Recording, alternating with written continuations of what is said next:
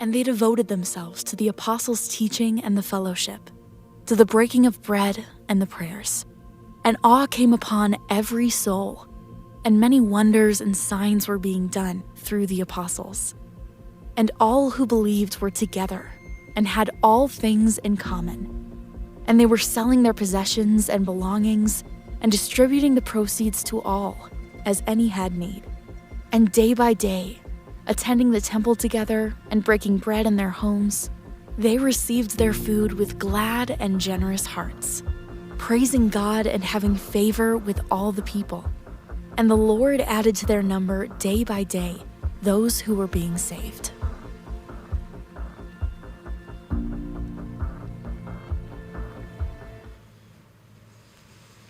Well, good morning, Bridgeway. It's so good to be back. Many of you know last week I was traveling with family, and so I'm grateful to be back worshiping with you all. Love to thank Charles for teaching last week in my stead, but I'm really looking forward to rejoining our conversation and our study in the book of Acts. In fact, if you have a Bible, I would encourage you to turn to Acts chapter 2. We're going to spring off there for our conversation this morning. But before that, let us all join together in prayer just to prepare our hearts and minds. God, we thank you for today. It is a gift and a joy to be together as a church family. We're so grateful that we have your word that we can study and be challenged by. And today, especially as we enter into a conversation that for many of us represents a challenge in our faith walk, I pray that you would speak to us clearly through your word. Allow your spirit to challenge and convict us in the ways that we need to be. And most importantly, help us to live faithfully in what we read today. We ask all of these things in Jesus' name. Amen. This morning, we're going to talk about giving money to the church.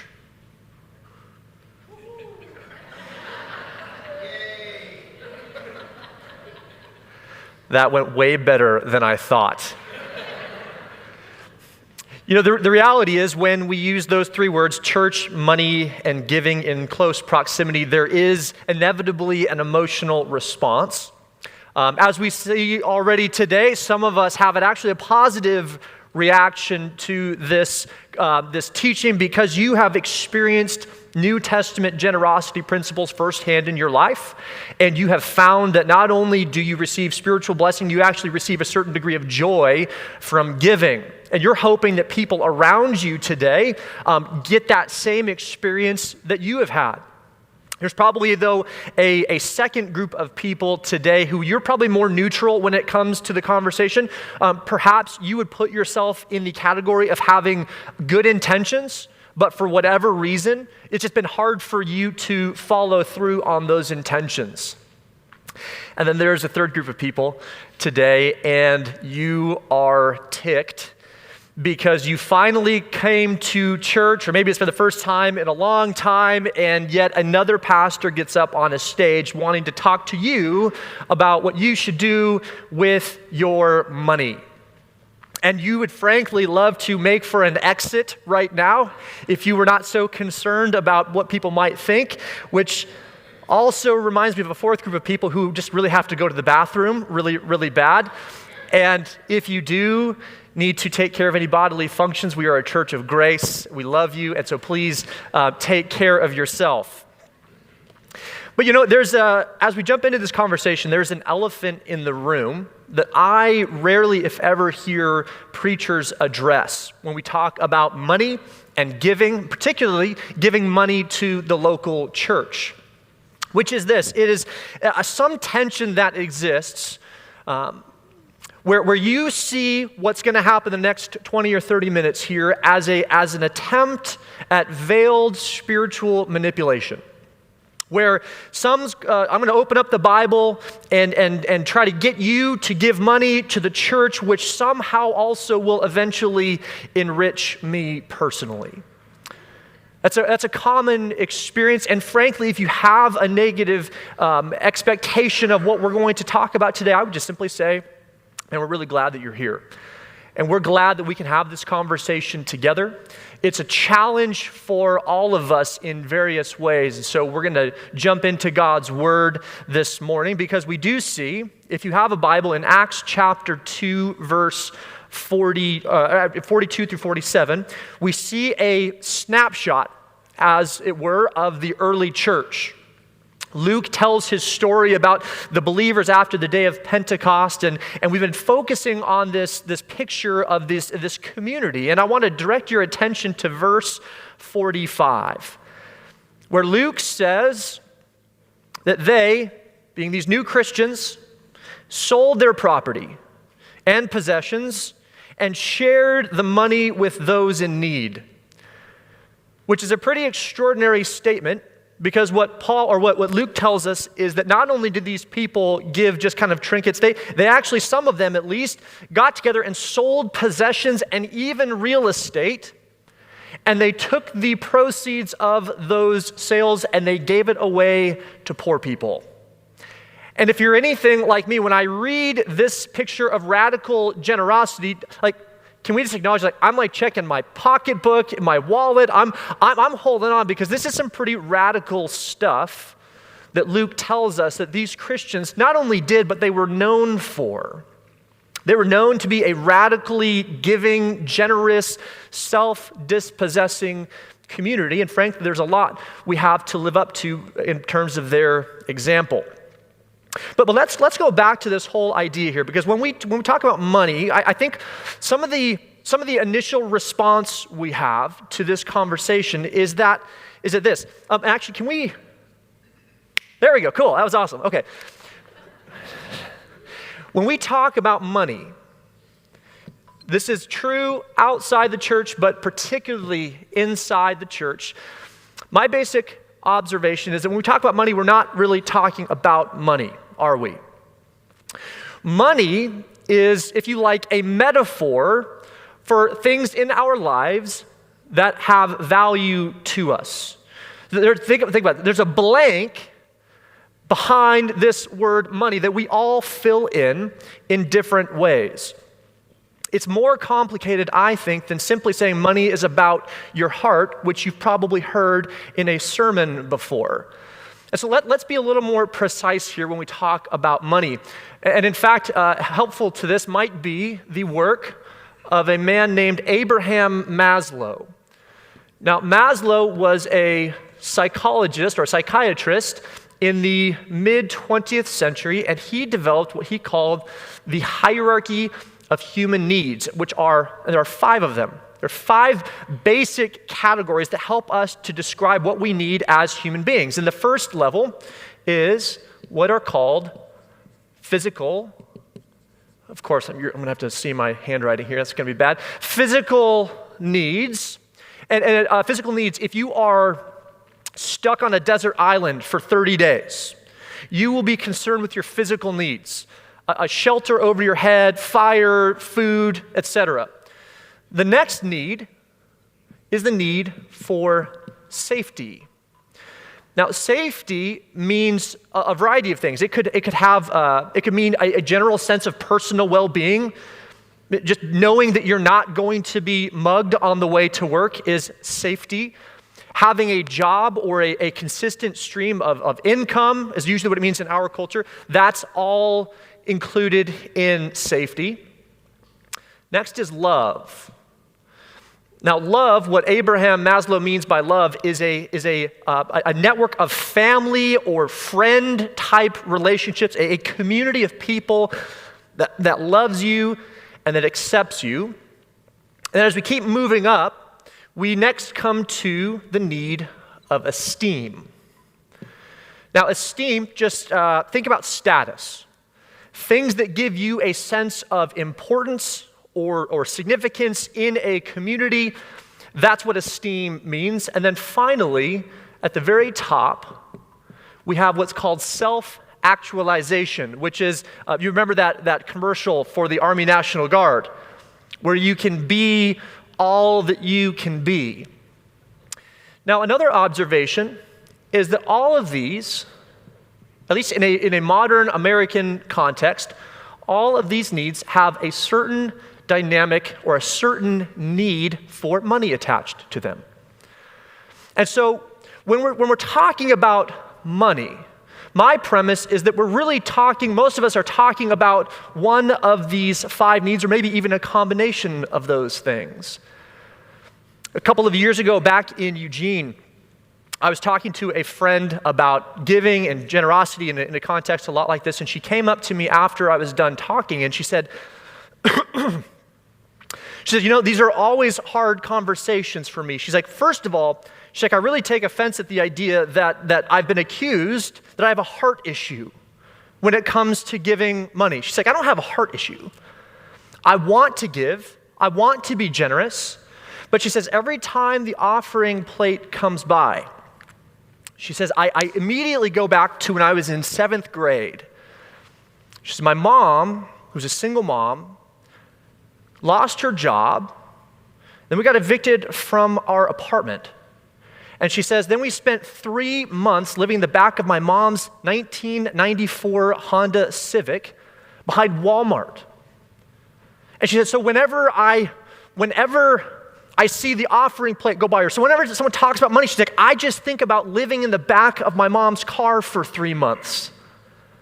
Because as it turns out, when we talk about money, we're not really talking about money. In this case, my friend was talking about a personal sense of safety, or perhaps even a physical need that was not met in her life. And so I think we could give ourselves some grace and some understanding about why this conversation is difficult for us, because at the end of the day, this blank is a really, really big deal. And the way that you complete this equation will likely affect the way that you think about your money, the way you think about generosity, and maybe even other aspects of your life that you haven't considered yet. In fact, even the Apostle Paul, when he talks about money, he's not talking about money either. He has a blank that he fills in. And today I want to direct our attention for the remainder of our time to the book of 2 Corinthians. We're going to be in chapters 8 and 9. These 2 chapters represent some of the clearest teaching that we have in the New Testament when it comes to financial generosity and what God would have us do and how he would have us think about our money and the way that we give it away. And so the context behind what Paul is going to address here is that he's writing to the church in Corinth, but he's addressing specifically a special offering that he has been working on raising for over a year at this point. And these funds are going to be used to support the church in Jerusalem. This church has come under persecution and they're experiencing incredible need. And so Paul is going to other churches and he's raising money so that they can support the ministry that's coming out of Jerusalem.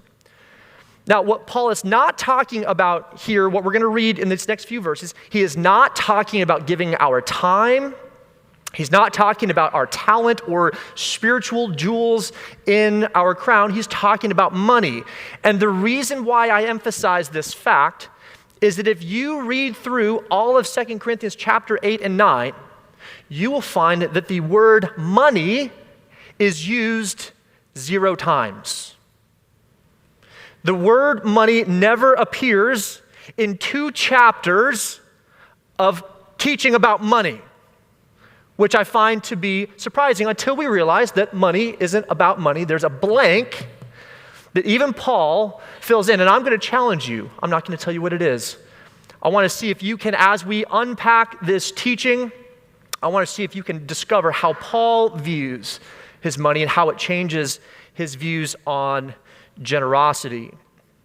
Begin with me in verse 1 of chapter 8. Paul begins, he says, "Now I want you to know, dear brothers and sisters, what God in his kindness has done through the churches in Macedonia."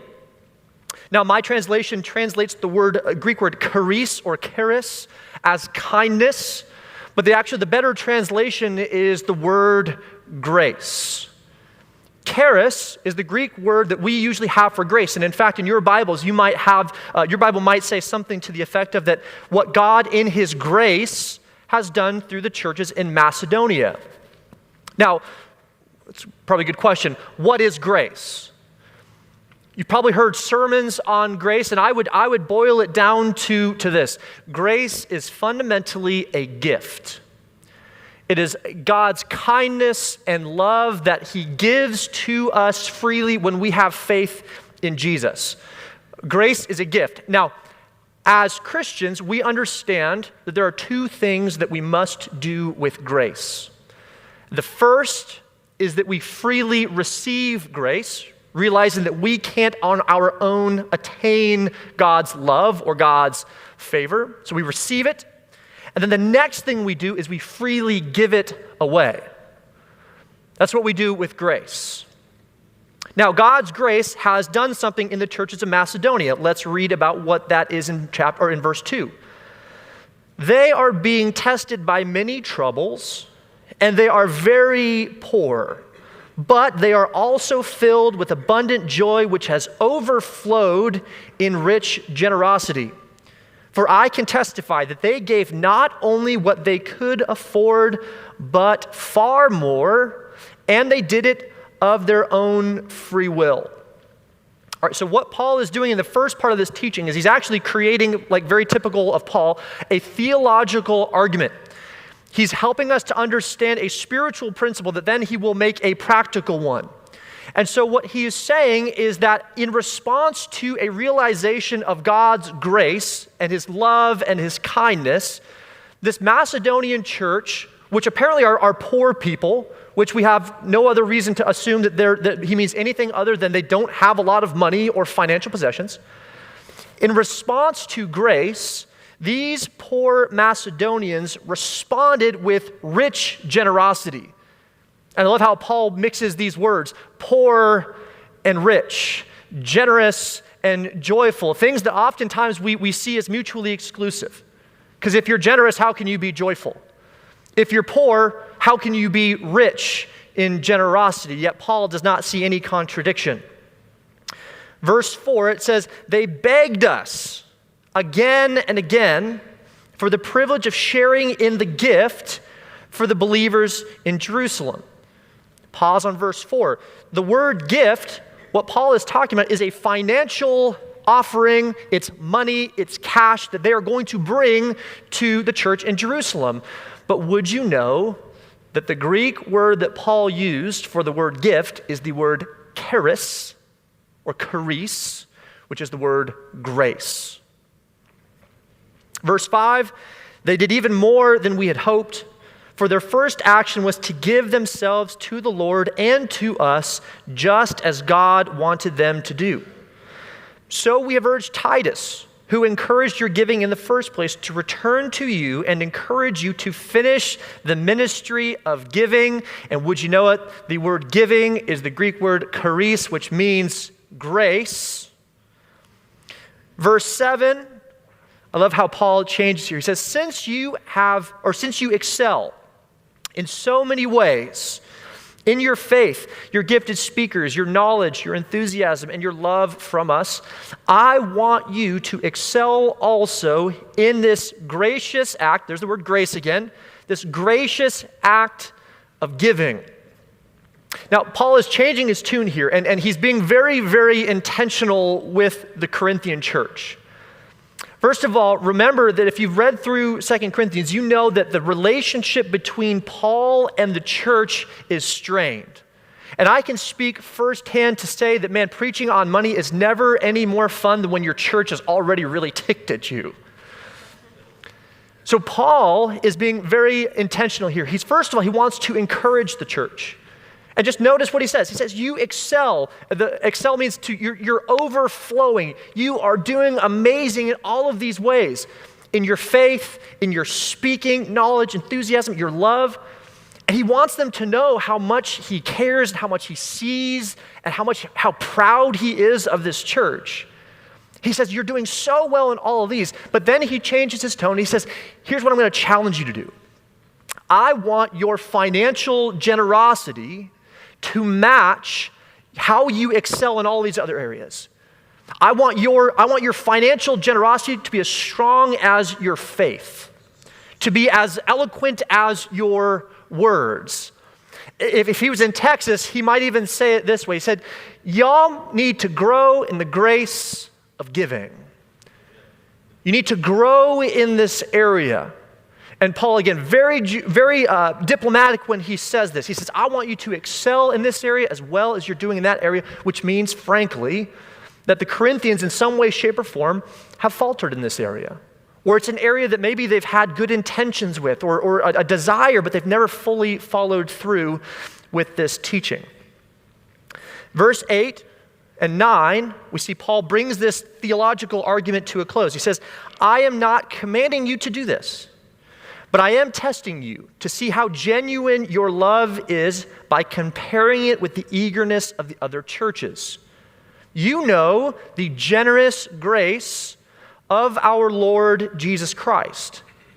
Though he was rich, yet for your sakes he became poor, so that by his poverty he could make you rich. And so what Paul is doing here's his basic argument. He begins with grace. God's kindness that has been shown. This kindness, this grace, has now manifested itself in generosity from the Macedonians, which is what he is challenging the Corinthians. He's challenging them to imitate their example. And then finally, where does he leave this argument? Right back where he started, with grace, but more specifically, he points them back to the cross. He says the ultimate expression of grace and God's kindness and love is Jesus laying his life down and self-emptying himself so that by his sacrifice you could be made rich. And of course, you would understand that when he says rich here, he's not talking about dollars. He's talking about a spiritual richness that Jesus has given us that has nevertheless resulted in financial generosity on the part of the Macedonians. And he's challenging the Corinthian church to imitate their example. And so here's where we're going to bring you back to the pop quiz. How does Paul fill in the blank? 1, 2, 3. This I was more confident than you guys. So he fills in the blank with grace, which is a very strange and yet radical concept when it comes to money. Oh, okay, how do you get money? Please shout it out. How do you get money? We work. We earn it, correct? You earn money at work. What do you do with money once you've earned it?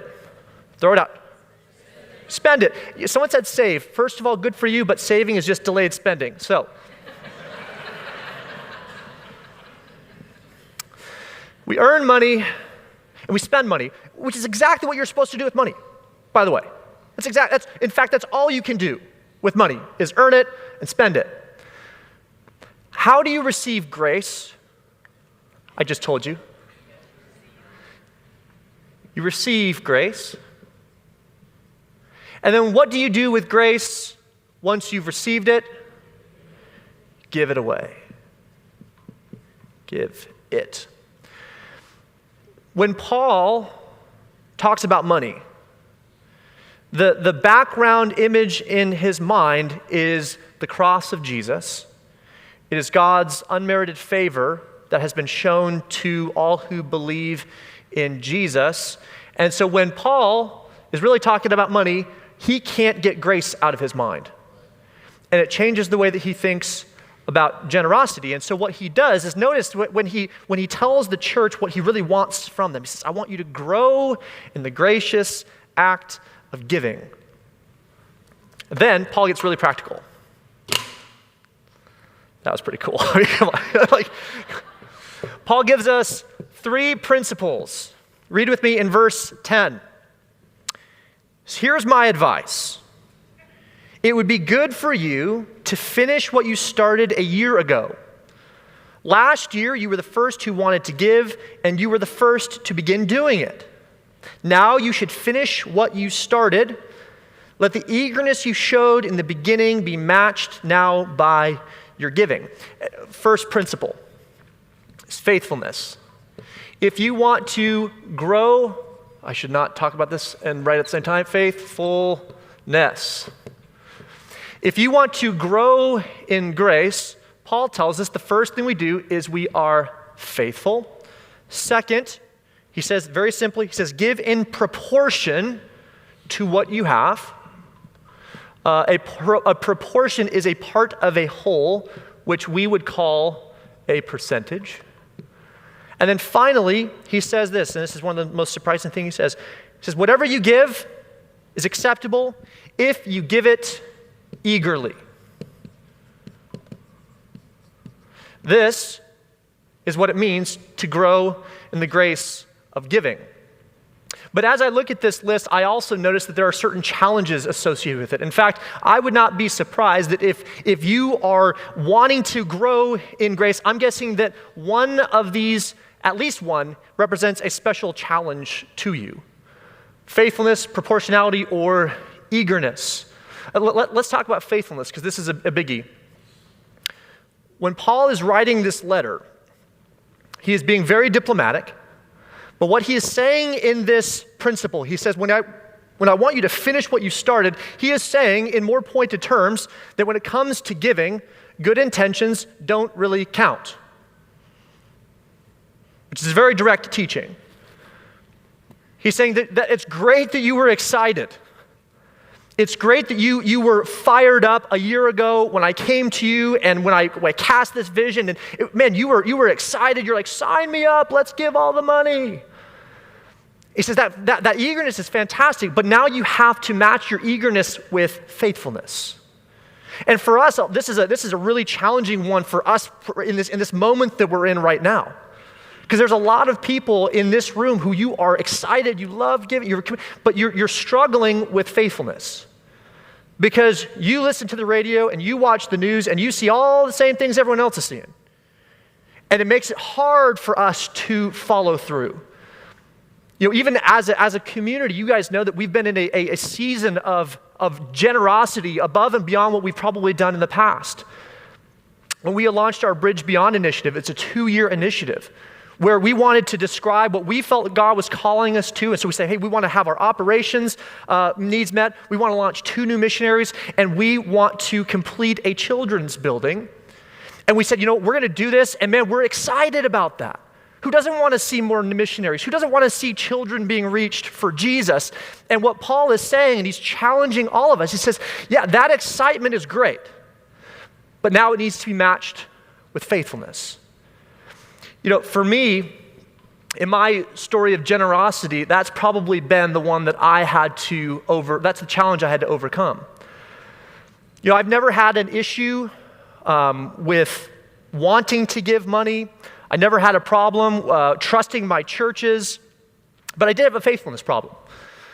You see, I would get there and I would say, this is going to be the year where I'm gonna follow through, and by the end of the year, inevitably, I would find out that I never lived up to what I had committed to give.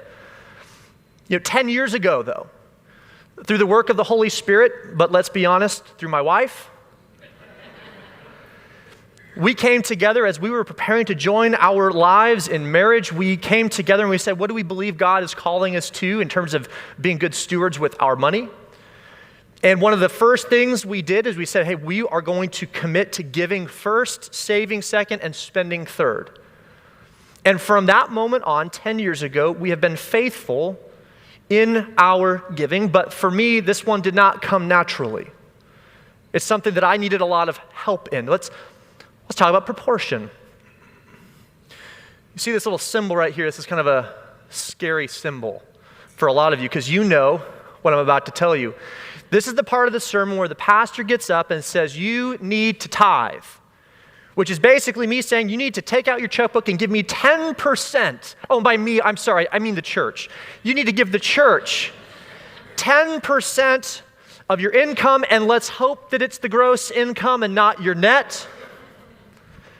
Here's the principle. The percentage is important because it is a commitment that you're saying out of what God has given me, this is what I am going to give back to God. And so, of course, that begs the question, what has God given you? There's a lot of different ways you could look at this question. Because Paul, we think about like, oh, how much money has God given me? And you can think about it that way. But Paul doesn't think about it. Paul, when he sees the word money, he thinks about grace. So let's talk about the grace that has been given to you and to me. And my Calvinist friends would help me out here. Calvinists like to talk about common grace versus special grace. Let's talk about common grace. The common grace that we all experience of being Americans, of living in the North Dallas, North Texas area, which is one of the most affluent regions of the most affluent country on the face of the earth in human history. You know, when you go and walk around the slums of Calcutta, you realize that there are no poor Americans. I think about common grace, and wow, I feel like God's given me a lot. That is to say nothing of the special grace of salvation that Jesus purchased for me on the cross and he freely gives me. And so what Paul is saying is, hey, you figure out what you have and where it came from, and then you give God a percentage. Okay, what about the tithe?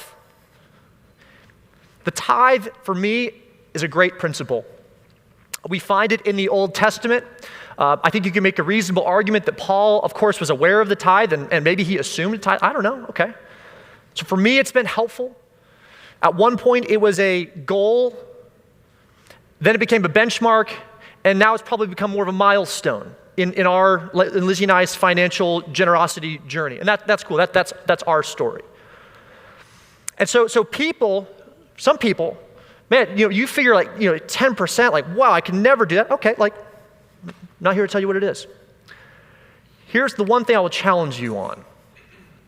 And if you're already mad at me, prepare to get furious. I have never heard someone simultaneously argue against the tithe and for greater generosity. So there are people, if you think the tithe is an Old Testament principle, hey, that's great. I have simply never heard it argued to say, you know what, the tithe is just too limiting because I want to give more and I'm restricted by the tithe. Knock yourself out. There is nothing that you need to be limited by in terms of the proportion of your giving. I would challenge you though, if you're an anti-tithe person, that's fine. Just read Paul, read Luke, and read Jesus. And see if you can come away with any compelling biblical case for less generosity. You have heard it said to those of old, do not murder, and anyone who murders is in danger of the judgment. But I say to you, anyone who is angry with his brother without a cause is in danger of the judgment.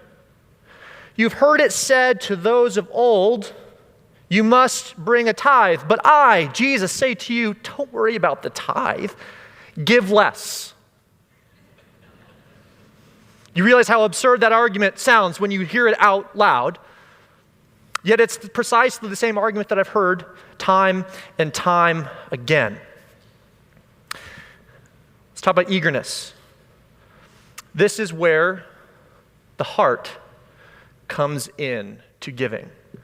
Paul says that it is the attitude and the heart with which you give that makes your gift acceptable. And so here's the deal. If you want to give 1% faithfully and eagerly,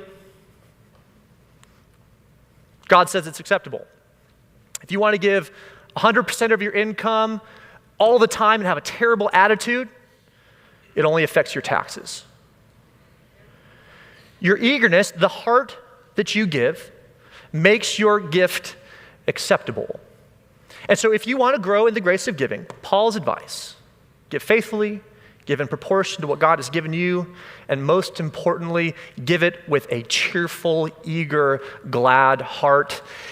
And God says, I accept what you give. Let's pray this morning.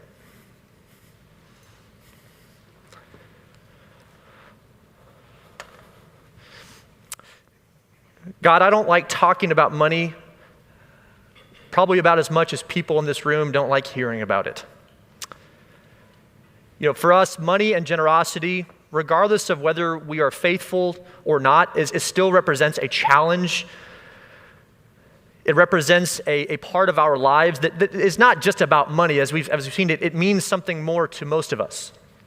Whether it's a sense of safety or status, money's a big deal. And I think about it, and I worry about it, and sometimes I want to use it for my own betterment.